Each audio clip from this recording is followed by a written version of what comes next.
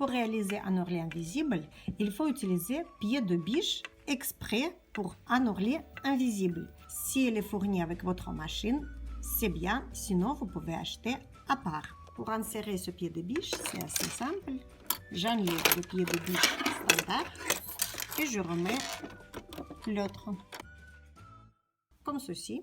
Ensuite, au niveau de points, je vais choisir un point exprès pour ourlet invisible.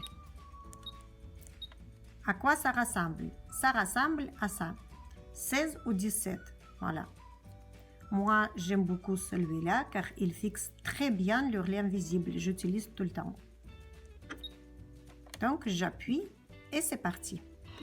Pour régler le pied de biche, ici, il y a un petit rouleau qu'on peut bouger et diriger le petit guide. Je prends le tissu d'autre couleur que le fil pour que vous voyez mieux. Après, je vous montrerai le résultat aussi sur le tissu principal. Comment il faut plier le tissu d'abord? Supposons que ça, c'est le côté de notre ourlet qui est surjeté. Ça, c'est envers. Nous allons travailler bien sur envers. Ça veut dire nous allons plier le tissu. La pliure ici doit être la bordure définie de votre ourlet. Ça veut dire si notre pliure est là, je prends le tissu comme ceci. Ici, nous voyons, c'est le bord de notre ourlet qui doit être défini.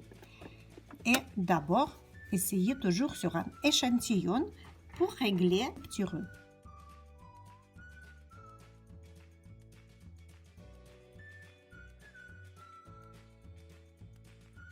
Quand vous avez cousu un peu, si vous voyez que le fil ne touche pas du tout le tissu, la pliure du tissu, il faut desserrer la vis pour que ce petit guide il va sur la droite. Si vous voyez qu'il touche beaucoup, là c'est parfait. Ici il y a juste une petite fibre qui est touchée, c'est super. Là, ça veut dire qu'il faut desserrer et ensuite là nous voyons qu'il touche vraiment beaucoup. Ça veut dire qu'il faut serrer. Quand nous allons serrer, le guide va venir vers le côté gauche et logiquement, nous allons prendre un peu moins de tissu. Quand ce n'est pas suffisant, quand le fil ne touche pas la pliure, ça veut dire on desserre la vis, on desserre comme ceci et nous allons prendre automatiquement plus de tissu.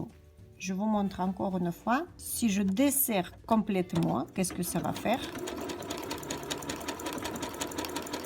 Et quand je serre, qu'est-ce que ça va donner?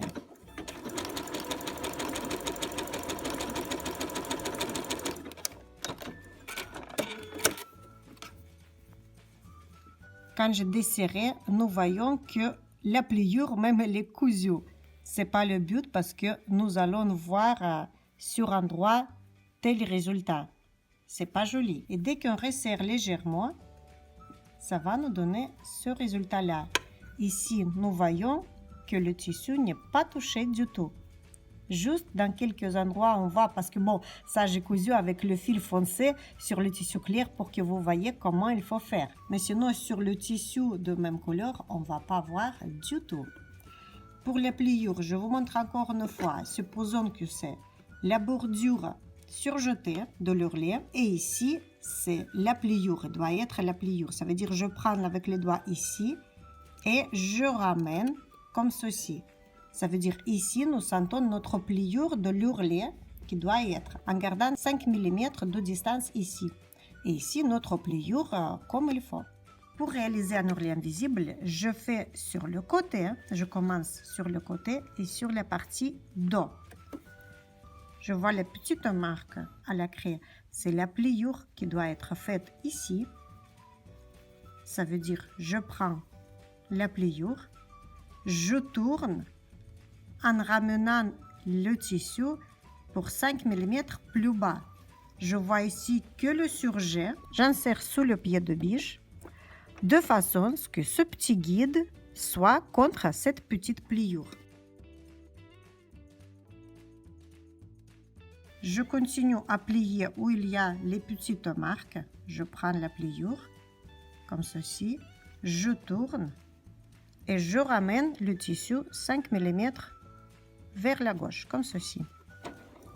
Et je vais faire tout le tour comme ça. Ce tourner invisible à la machine, c'est beaucoup plus pratique, c'est beaucoup plus vite. Sinon, à la main, on peut faire, je fais souvent, mais je fais souvent aussi à la machine. Quand vous arrivez vers les coutures de côté, surveillez pour que les deux côtés regardent bien dans les directions opposées.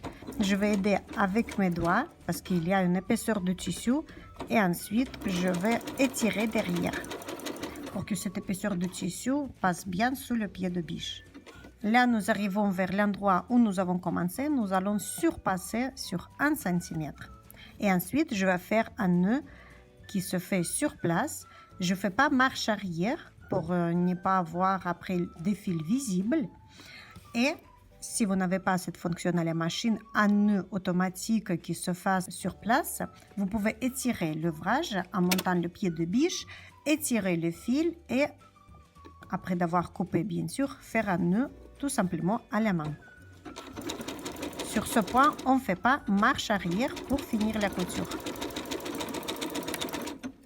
Voilà, je fais nouer à la machine et normalement je coupe. Maintenant, je vous montre comment vous faites si vous ne pouvez pas nouer à la machine. Sortez, coupez le fil et vous pouvez nouer à la main.